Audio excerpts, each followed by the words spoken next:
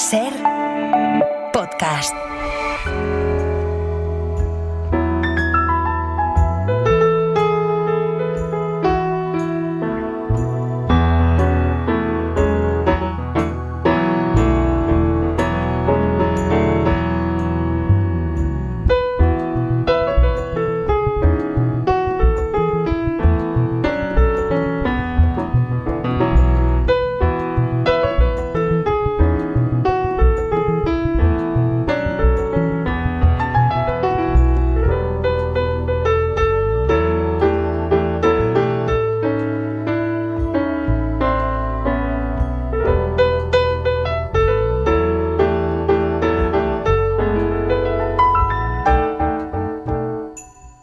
Es cuando yo tendría que saludar a Marc Bassets desde Berlín, al corresponsal del país, pero no estás en Berlín. Marc, ¿dónde estás ahora mismo? Estoy en Linz, capital de la Alta Austria, que además, bueno, es una ciudad bellísima, junto al Danubio, y era, detalle de la historia, ¿no? La ciudad favorita de Adolf Hitler, y muy cerca de un lugar donde estaremos hoy, que es el campo de concentración de Mauthausen. Exacto, y de hecho estás con tus invitados a punto de coger un autobús para ir para allá, así que empezamos directamente.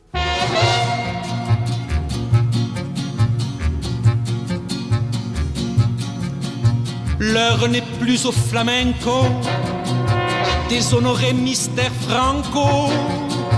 Nous vivons l'heure des couteaux, nous sommes à l'heure de Grimaud.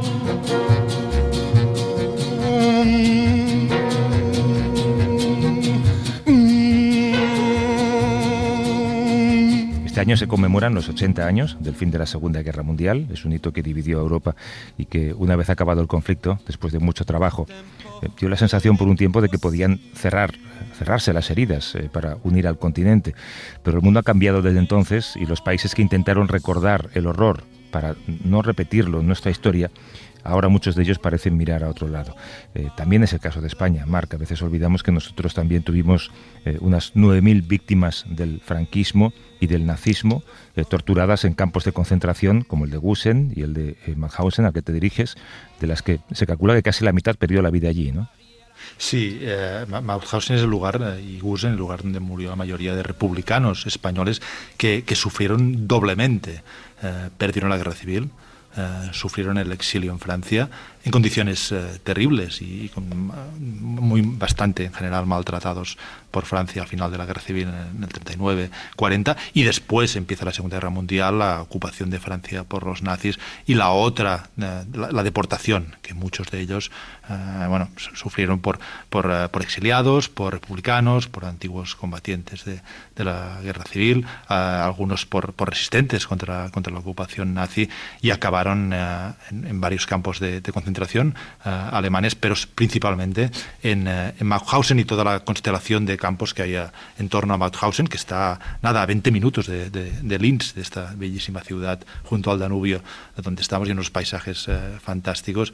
Pues encontraron un destino terrible en el campo de la muerte de Mauthausen, y muchos de ellos murieron aquí, y ahora se les recuerda, ¿no? Desde hace décadas se les recuerda, pero yo creo que cada vez con más conciencia de que este fue un lugar importante, ¿no? Importante para la historia de la humanidad, para la historia de Europa y para la historia de España. Que estos republicanos, los que sobrevivieron, además, sufrieron, yo creo, una tercera condena. Es que salieron y no tenían un país en el que volver, ¿no? La España franquista no les reconocía como españoles. Y a los franceses salieron, otros volvieron a sus países, que eran democracias. España no era una democracia, era una dictadura, y quedaron, triplemente condenados de esta manera. Contigo están Juan Manuel Calvo, que es presidente de la Amical de Mauthausen. ¿Qué tal, Juan Manuel? ¿Cómo estás? Buenos días. Pues ilusionado con celebrar los actos de homenaje. Está también Concha Díaz Berzosa, que es vicepresidente de esa Amical. ¿Qué tal, Concha? ¿Cómo estás? Muy bien, muchas gracias. Y también nos acompaña Alejandro Zurita, que es sobrino de Julián Centelles, que murió en Gusen. ¿Cómo estás, Alejandro? Buenos días. Buenos días, Javier. Muy bien, gracias. Yo me imagino que para vosotros, Alejandro, Juan Manuel, Concha, ir al campo, estar en ese campo, tiene que haceros aflorar muchas emociones, ¿no? Sí, claro. Piensa que estamos celebrando el 80 aniversario de la liberación de los campos, en un momento donde ya no quedan víctimas republicanas que estuvieron en el campo, no quedan supervivientes, con lo cual es continuar este compromiso de transmitir la memoria, tomar el legado de los supervivientes que fundaron la Amical de Mauthausen y compartir este legado pues con las nuevas generaciones y con las personas, amigos de la Amical y socios de la Amical y familiares que nos están acompañando. Alejandro. Sí, buenos días. Sí, la verdad que es una visita emocionante. Yo estuve aquí hace 40 años en visita privada. Es la primera vez que vengo con Amical. Y hoy va a ser un día muy señalado y muy emotivo. ¿Qué conservas, Alejandro, de tu tío Julián? Pues mira, la verdad que yo descubrí que él había sido asesinado aquí hace 40 años en esa visita que mencionaba, ¿no? Y claro, el recordar su trayectoria, en ese momento cuando descubrimos esto, posteriormente, en años posteriores, yo fui investigando su trayectoria y pude reconstruirla desde su implicación en la batalla de Teruel, del Ebro, después como soldado, después como refugiado en el campo de concentración o de refugiados en Agde, después como trabajador de compañía de trabajos de trabajadores extranjeros en la línea Maginot. Cuando los nazis invaden Francia, pues quedan prisioneros toda esta gente. En el caso de mi tío Julián, parece que pasó a Suiza por las montañas, pero los suizos lo devolvieron a la frontera, a los nazis, ¿no? Entonces fue prisionero de guerra en Belfort, y después que Serrano Suñer en septiembre del año 40 visitó Berlín, pues Hitler firmó un decreto declarando a estos republicanos enemigos de él como apátridas. Como tal, ya fue a un campo de prisioneros en Alemania, Altengrabau, y después en abril del 41 fue enviado a Mauthausen como deportado. En octubre del 41 fue enviado con otros 957 republicanos a Gusen, y en el 7 de noviembre del 41 fue asesinado en las duchas de Gusen. Así fue la trayectoria de él.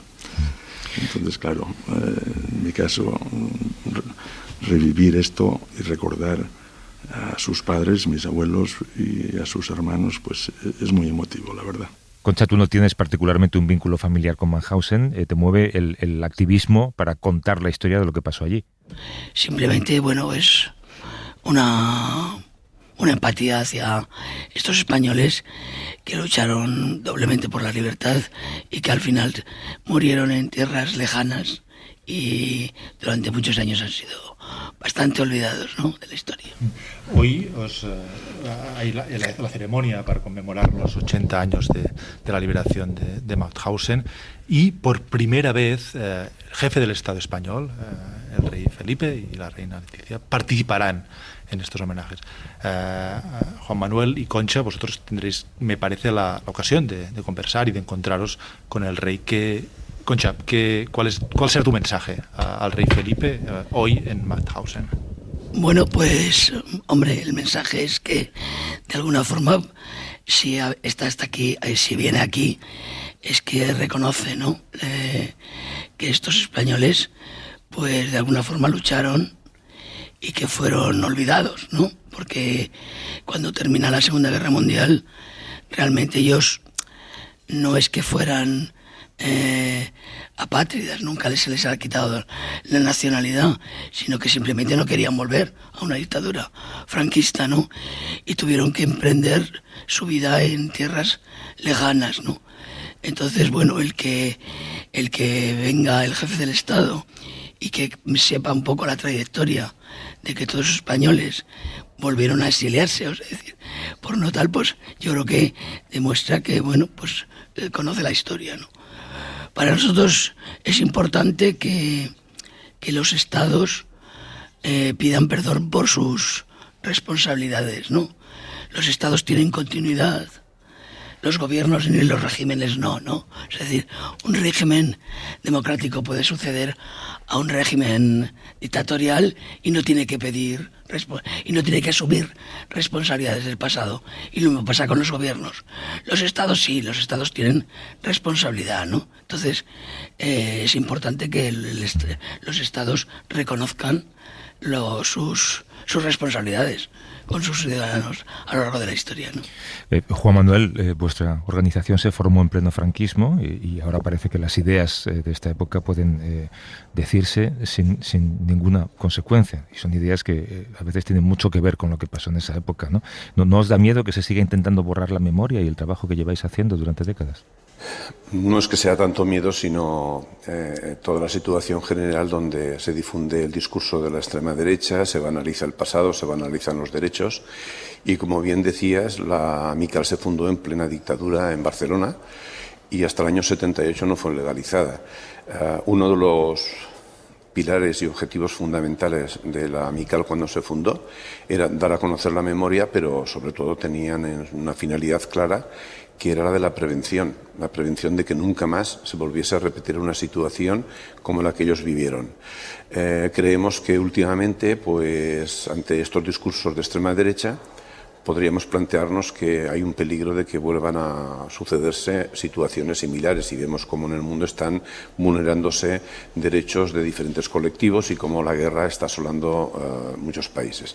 Ante esto cabe responsabilidad, compromiso y hacer un llamado, una llamada a la sociedad civil y a las instituciones de gobierno para que lleven a cabo políticas de aislamiento del discurso de la extrema derecha y, sobre todo, políticas efectivas que les quiten argumentos. Es cierto que el peligro ante el avance de la extrema derecha hace que ahora seamos más conscientes de la necesidad de todo el tema de la prevención que posiblemente hace 15 o 20 años. Es preocupante la situación que a nivel mundial se está produciendo en estos momentos, muy preocupante.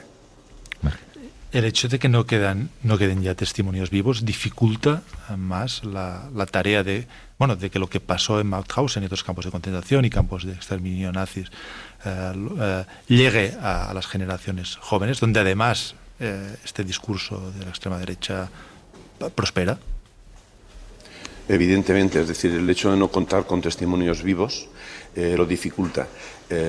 Nada puede sustituir la figura y la palabra del testimonio del que vivió la deportación y el que vivió el horror de la muerte cotidiana y la deshumanización permanente. Entonces es un tema que la Amical afortunadamente ha hecho el recambio generacional y lo que sí que intentamos es, mediante establecimiento de colectivos como por ejemplo la red Nunca Más, con centros educativos, poder llegar a trabajar y colaborar con estos docentes, hombres y mujeres, que sin que haya un currículum que les esté obligando, ahora y desde hace años introducen estos temas y cuentan con nosotros para hacer pequeñas aportaciones de qué fue la historia, cuáles son los peligros de la extrema derecha y pues hay que actualizar el discurso, utilizar otros mecanismos y utilizar diferentes herramientas que tenemos elaboradas en la propia asociación. Pero evidentemente nada puede suplir lo que fue la voz directa y el testimonio directo de los supervivientes. Alejandro, estoy viendo una noticia de esta semana en la que se cuenta cómo Vox y el PP además han recurrido a argumentos que tienen que ver con el Che Guevara y con ETA para impedir homenajes a españoles asesinados en Mauthausen, en Collado Villalba y en Alpedrete, que son dos localidades de Madrid, algo a lo que también el PP se sumó en marzo en un pueblo de Palencia, en otro de Cantabria. No sé si te puedes poner en la piel de la gente que se ve afectada por esto, ¿no? Que quieren solamente una placa para su familiar en ese lugar y de repente partidos como el PP y Vox le dicen no tenéis derecho ni a una placa siquiera. Sí, esta noticia no la sabía, pero en fin, esto hace daño a muchas personas afectadas por la posguerra, por haber sido familias de republicanos que tuvieron que estar muchos años, digamos,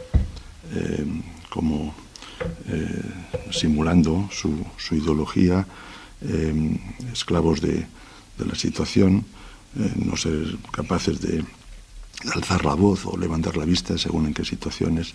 Entonces, claro, la acción que nosotros hacemos en Amical no es revanchista, es una acción de justicia, de reconocimiento de las víctimas de cualquier guerra, de cualquier situación.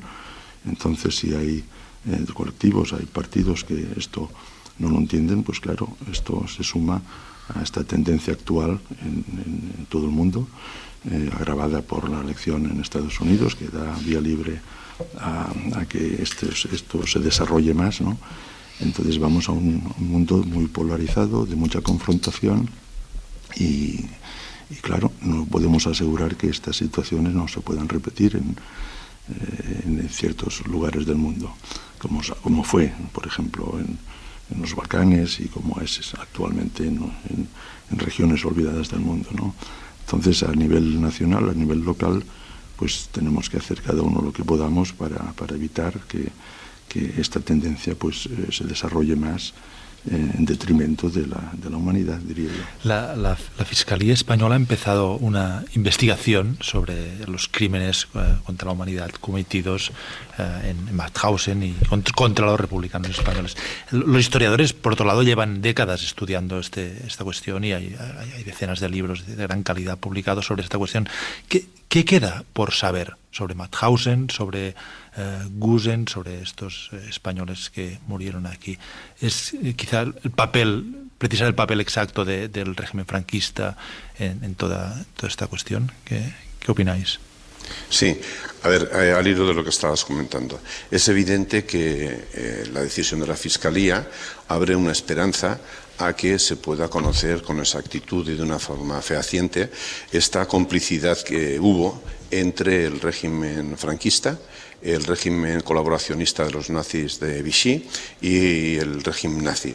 Entonces, esto es una evidencia que esta colaboración existió y lo que falta es una investigación de carácter el fiscal, la Fiscalía, la Justicia, que determine hasta qué extremo hubo esta responsabilidad que es conocida y que es manifiesta, y está muchísimas evidencias de esta colaboración, desde los comunicados que había por parte de los nazis a los consulados españoles de la asistencia de refugiados y qué se podía hacer con ellos, la propia persecución que se hizo desde el exilio a los refugiados españoles, que algunos de ellos acabaron deportados. No hay que olvidar también, por ejemplo, que el presidente del Consejo de Ministros de la República, Francisco Larro Caballero, fue un deportado al campo de Sachsenhausen, toda la persecución que se hizo a Azaña. Por tanto, tenés una luz de esperanza el hecho de que se abra esta investigación. Eso es un paso valiente que nos felicitamos que se ha dado y que abre un camino a determinar judicialmente esta responsabilidad, que sabemos que fue una responsabilidad de carácter político y que esto puede tener unas consecuencias jurídicas. Para nosotros, evidentemente, es un terreno que se escapa a nuestras competencias. No somos especialistas en el mundo jurídico, pero sí que la apertura de esta investigación para nosotros nos abre esta luz de esperanza de dar luz a esta responsabilidad que seguro fue de colaboración total entre estos tres regímenes. Claro. Concha, cuando hablamos de represaliados, a veces olvidamos que entre las víctimas en Mauthausen también había mujeres. Hay también una labor ahí por hacer, ¿no? Por recordar las condiciones en las que ellas fueron torturadas en estos centros. Sí, claro. O sea, lo que pasa es que alrededor de unos 9.300 españoles que fueron deportados, alrededor de unas 150 mujeres tenemos identificadas como que de alguna forma colaboraron con la resistencia francesa y al final fueron deportadas al campo de concentración de Ravensbrück. Y este año, precisamente en el 80 aniversario de la liberación, un grupo de la Amical ha viajado a Ravensbrück con un grupo de estudiantes también para rendir homenaje a estas mujeres, ¿no? Por supuesto, es un colectivo mucho más muy pequeño en relación con los hombres, pero también, por supuesto, para nosotros es importante reivindicar su posición a lo largo de toda su historia, ¿no? Pues te voy a pedir, Alejandro, tú como familiar, sobrino de Julián Centelles, decía antes, y comentaba Marc, como uno de los segmentos de la población que parecen tener más afinidad por ideas de extrema derecha, y a ellos no les ha tocado vivir ni en guerra ni en dictadura, pero son los jóvenes.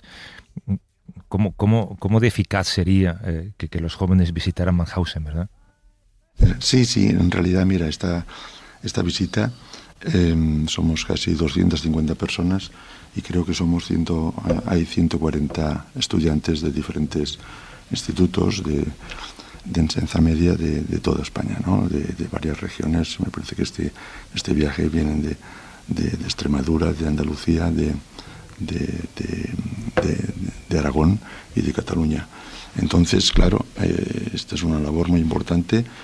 Amical tiene 3 pilares, digamos: conocimiento, difusión y prevención. Entonces, el conocimiento lo tenemos y la divulgación es un reto muy importante para que las nuevas generaciones conozcan, sobre todo las nuevas generaciones, en el sentido de que para dar continuidad al conocimiento y a la prevención.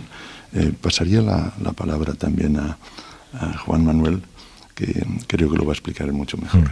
Juan Manuel. Bueno, a ver, lo que sí que es importante es lo que decía antes, esta colaboración con los centros educativos.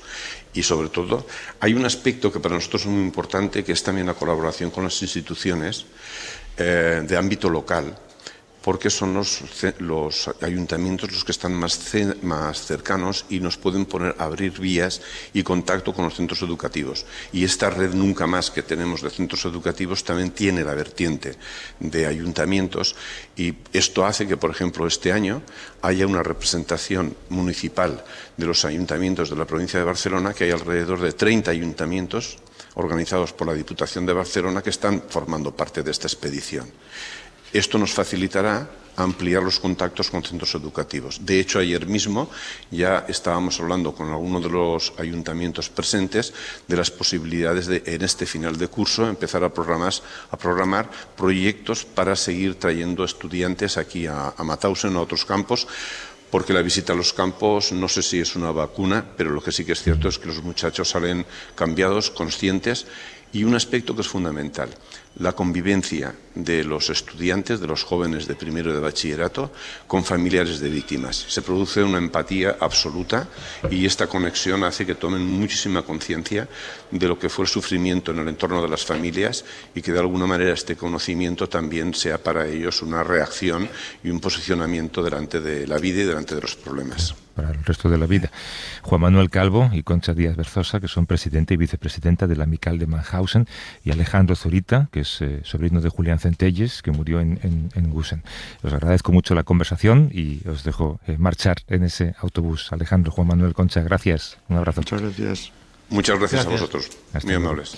Y Marc, ¿cuál es el programa del día entonces? Ahora os montáis en el autobús, ¿vais a...?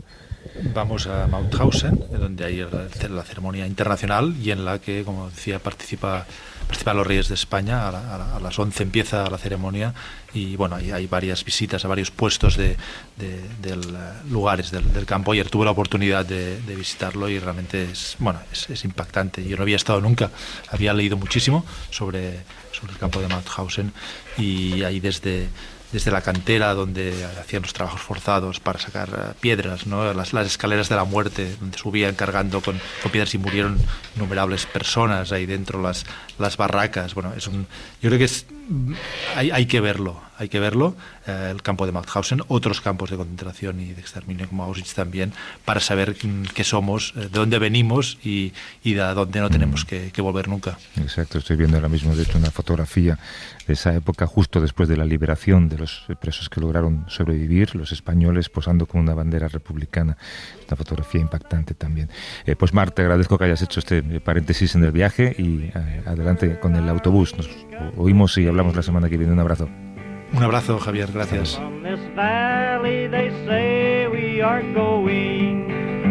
But don't hasten to bid us adieu.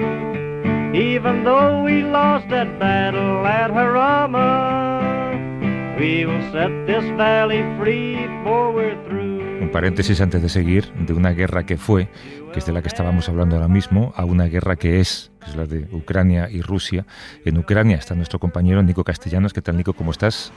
Hola, ¿qué tal, Javier? Buenos días. Y cuando hablamos tanto de tregua estos días, lo que tú acabas de ver se parece muy poco a una tregua, ¿no? Sí, acabo de volver del frente de Kharkiv, de la zona de Kupiansk, donde ahora mismo la población está aterrada, sobre todo por los drones que siguen atacando permanentemente. Incluso en los últimos 3 días de la supuesta tregua de Putin, que sí que había respetado un poco las grandes ciudades como esta en Kiev, a pesar de que han sonado las sirenas antiaéreas de manera intensa esta mañana. pero ahí la verdad que nos hemos encontrado con soldados, con historias muy curiosas, Javier, que nos cuentan pues la cara cruda de la guerra, la que sigue en el este de Ucrania. Por ejemplo, Vike, que es una chica de 26 años, que acaba de salir, y lo cuenta con naturalidad, hace 3 semanas, a jugar el Mundial de Hockey sobre Hielo en Nueva Zelanda. Ella es la portera del equipo nacional ucraniano, y que con las manos llena de callos venía del frente, de estar de nuevo curando a sus compañeros. Ella se ha hecho paramédica y nos contaba con naturalidad esta joven como, bueno, pues vive cada vez que puede, se escapa con el equipo nacional de hockey sobre hielo para competir, porque es una gran portera, ha ganado muchísimos títulos, y paralelamente está en el frente de guerra, ¿no? Y también, por ejemplo, me encontraba, Javier, con un jesuita, un chico de 27 años también, Lido, que colgó los hábitos para irse a la guerra. Dice que no puede ser religioso y a la vez matar, y venía de esa trinchera también de la zona de Kupiansk, ¿no?